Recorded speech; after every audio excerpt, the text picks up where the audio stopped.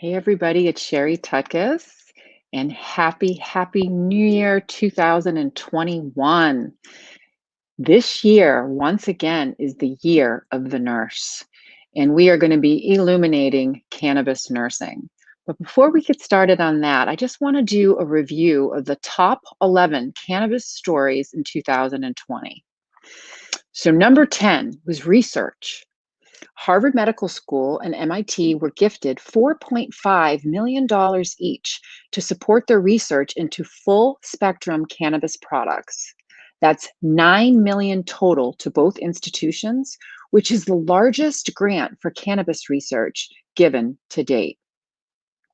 Since the year 2000, cannabis research has attracted 1.56 billion in funding. 9 public universities across California were awarded 30 million to cannabis. That's amazing. Number 9, the UK commits to improving its medical cannabis scheme. 1.4 million Brits are using cannabis for medicine on the illicit market.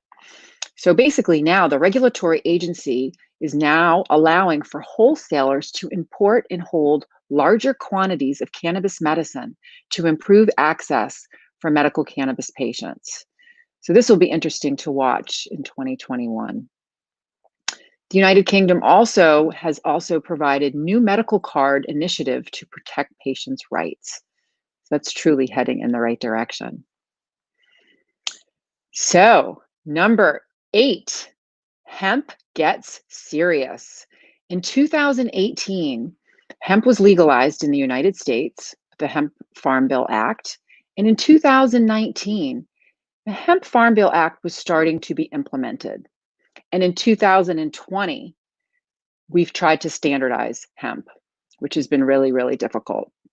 I love this quote from OG Eddie Lepp, and his quote is as follows: "Until they can provide measurable THC, it's hemp, all of it's hemp. And until then, they can kiss my ass."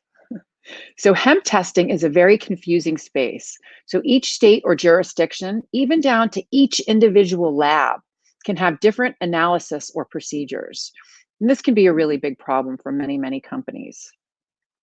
The US Federal Science Agency this year launched, this was in 2020, a new program to help commercial and forensic labs settle on standard hemp testing techniques.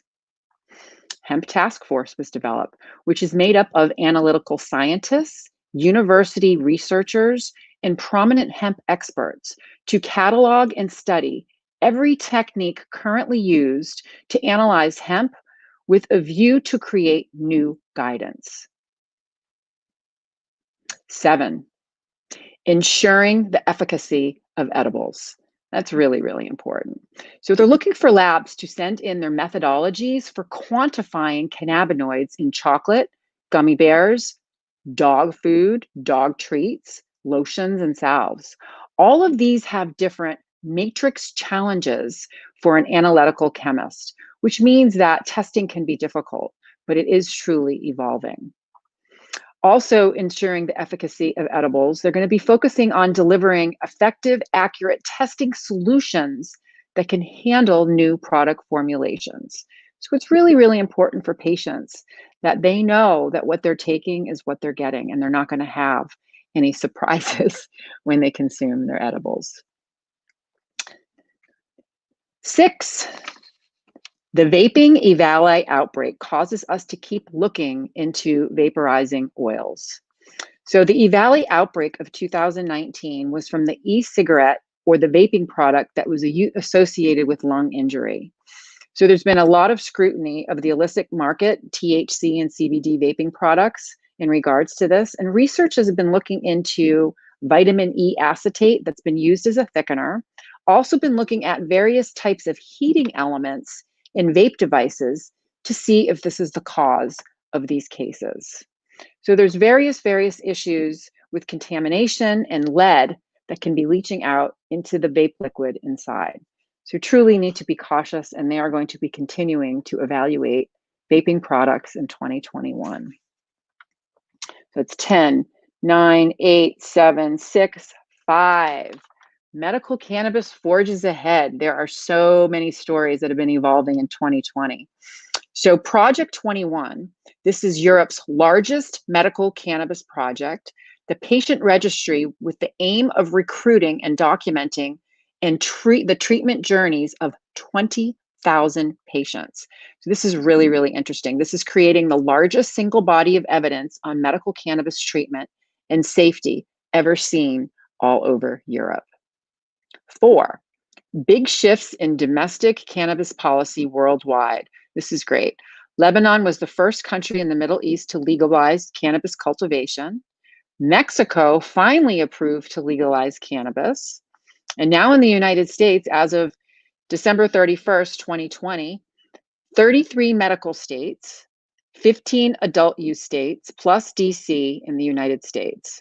So this year, actually in 2020, Mississippi and South Dakota passed the ballot measures to legalize and regulate medical cannabis, which makes up the 33 medical states.